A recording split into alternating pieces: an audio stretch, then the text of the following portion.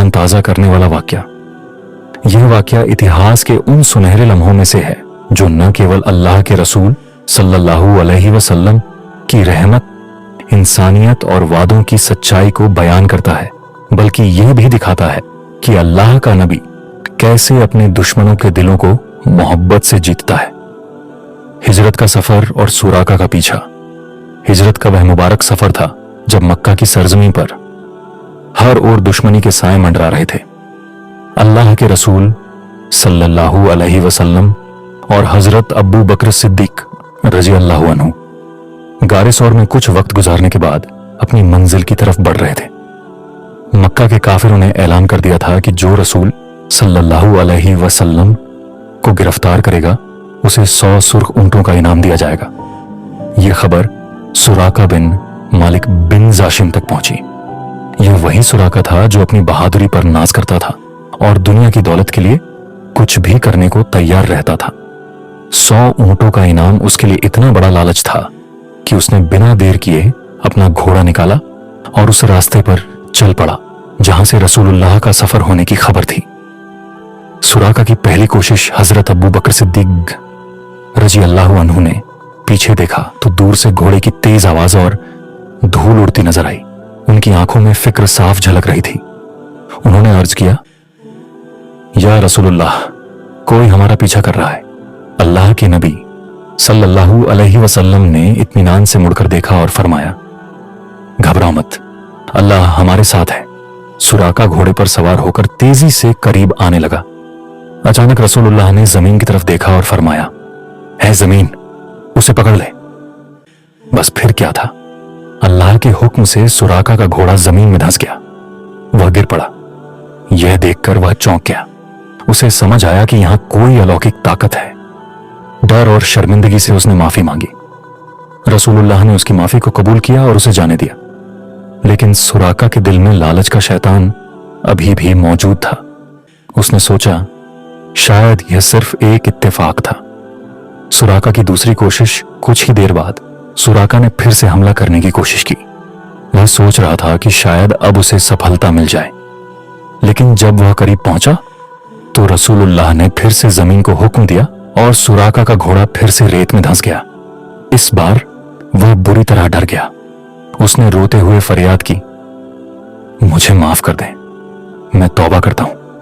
अल्लाह के नबी ने एक बार फिर उसे माफ कर दिया। वह नबी जो रहमत लिल आलमीन थे, जिसने अपने दुश्मन के लिए भी रहमत का दरवाजा बंद नहीं किया। लेकिन सुराका के दिल में अभी भी शक और लालच का साया था। तीसरी बार का करिश्मा। तीसरी बार सुराका ने अपनी हिम्मत बांधकर सोचा कि अब तो वह जरूर कामयाब होगा।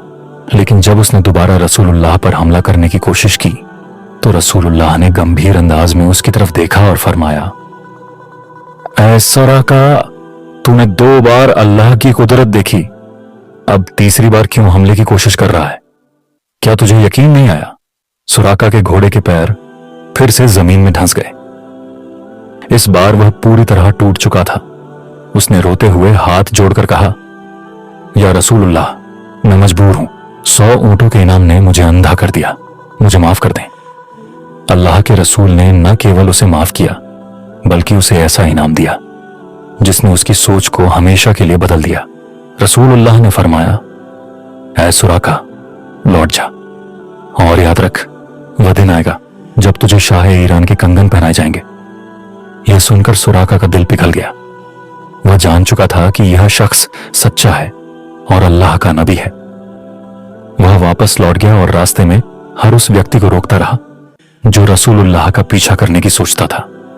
शाह ईरान के कंगन का वादा पूरा हुआ वक्त भी था। फतह मक्का का दिन आया और सुराका ने इस्लाम कबूल कर लिया। वह एक सच्चा मुसलमान बन चुका था। लेकिन रसूलुल्लाह सल्लल्लाहु अलैहि वसल्लम का फरमान अब भी उसके दिल में था।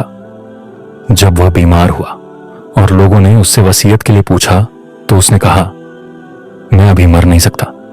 मेरे आका ने मुझसे वादा किया था कि मुझे शाह ईरान के कंगन पहनाए जाएंगे।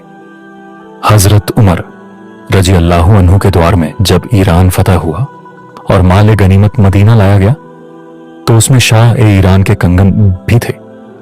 हजरत उमर ने सुराका को बुलाया और वह कंगन पहनाते हुए कहा, ये लो सुराका, तुम्हारे रसूल का वादा पूरा हुआ। सुराका ने वह कंगन पहने और मदीना की गलियों में घूम घूम कर लोगों को दिखाया।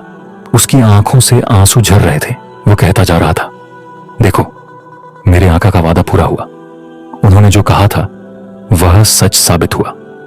सबक और इमोशन इस वाकये में मोहब्बत, इंसानियत और यकीन की एक अद्भुत मिसाल छिपी है। यह हमें सिखाता है कि इंसानियत के दुश्मनों को भी मोहब्बत और रहमत से बदला जा सकता है। रसूलुल्लाह सल्लल्लाहु अलैहि वसल्लम ने न केवल एक दुश्मन को माफ किया, बल्कि उसे ऐसा ईमान दिया जिसने उसकी पूरी जिंदगी बदल दी। आज अगर हम इस वाकये को दिल से समझें तो यकीन, सब्र और रहमत की ताकत को महसूस कर सकते हैं। यही इस्लाम का असली पैगाम है, यही हमारे रसूल का तरीका था।